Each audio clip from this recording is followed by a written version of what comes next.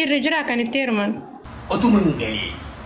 Maqaa kiyya keessaa baasee mucaa sadarkaa የመጀመሪያው አባልሽ ቪዲዮ ቶርባን ከነ ሶሻል ሚዲያ ረት ሀሳ ጉዳ ተኤጅሩ ቪዲዮ አርቲስት ከዲር መርቱ ዋኤን ኢሳ ቶርባን ከን ሶሻል ሚዲያ ረት ባይኤ ዱበተማ ጅራ ከነ ቆፋ ሚቲ ቪዲዮን ኢtti bohara barnoota irraa argannus ni jira hanga dhumaatti nafaana tura namoonni yeroo jalqabaatiif gara chaanaalii kanaatti dhuftan subscribe godhuudhaan maatii chaanaalii kanaa ta'a like godhaa akkasumas hiriyoota keessaniif share godhuu hin irraanfatinaa gara viidiyootti. Warri kormaataaf gara gibbii seentanii mana dhaabiree torban tokkoof teessanii barnootaan malee maalii hin jiraatanii galiitii qotii gurbaa maraatinii paaspoortii baasii antala maraatinii galiitii qotii gurbaa maraatinii.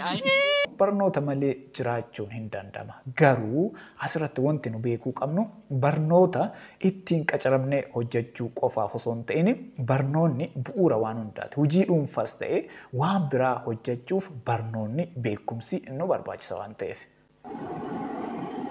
Irra kan itti hirman. Jiraatullee baatu kan jaartiin jala duuta wayii barbaanna. Laa ilaha illallah maal hojjetar?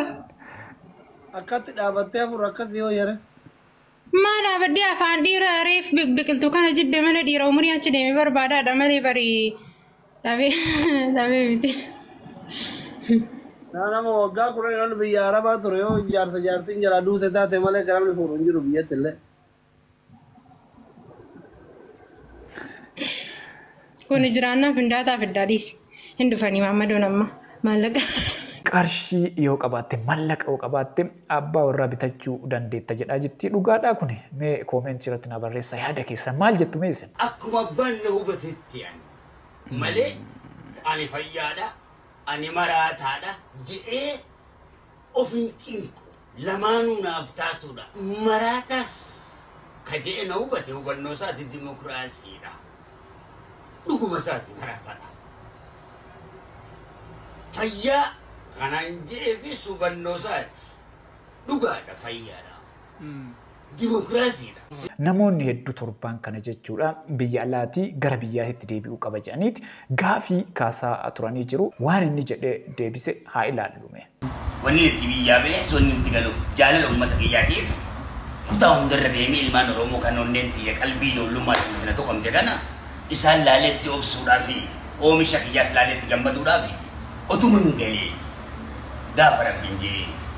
Deebii kana fakkaatu nuuf deebisee jira artist Kadir Martuu viidiyoon itti aanu koomii atileetii yoomiif qajeelchaatii haa ilaallume. maqaan kiyya darbee walta atileetiksii bira gahee websaayitii isaanii irra gadhiisanii achi booda wixata galgaladha kan murtaa'e jedhan sa'aatii 5tti murteen sun kan darbe jedhan Oloompikiin maqaa kiyya keessaa baasee mucaa sadarkaa 11ffaa irra jiru Oolelaan kan ga'e akka Itoophiyaatti sadarkaa 7ffaa na fakkaate galchanii jedhan.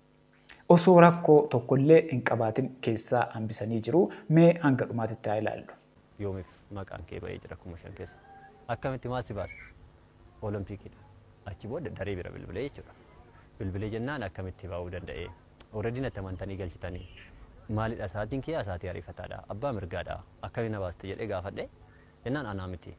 Ani maqaa kee dabarsee jira. Kan kana godhee Oloompikiidha. Olompikii gaafatu jedhanii. Dr. Ashabir bira bilbilee naankaas tekstii godhee fi naankaas deebii takka iyyuu hin arganne. Sababa tokko malee keessaa hambisanii jiru akka inni jedhaa jirutti jechuudha. Wanti akkanaa kun yoo ta'ee jiraate sirrii miti. Sababa kanaaf keessaa si hambifnee jira jedhanii deebii gahaa deebisuufii qabu qaamni ilaallatu.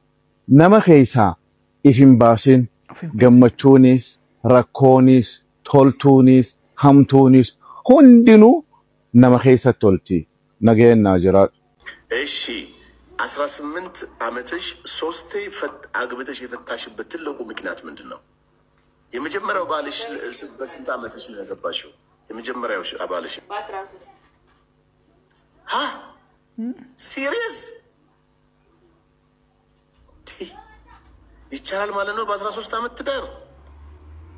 ያው በእኛ አካባቢ እንደ ባህል በቃ ኖርማል ነገር አድርገው ነው የሚያስቡት ቤተሰቦቻችን።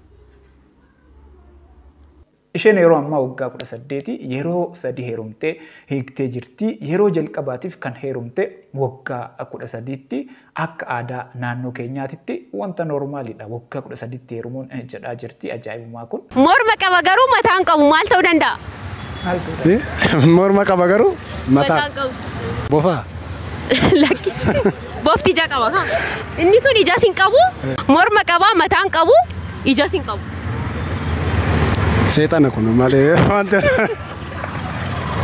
maal ta'uu danda'a hin beeku sin jedhee hin beeku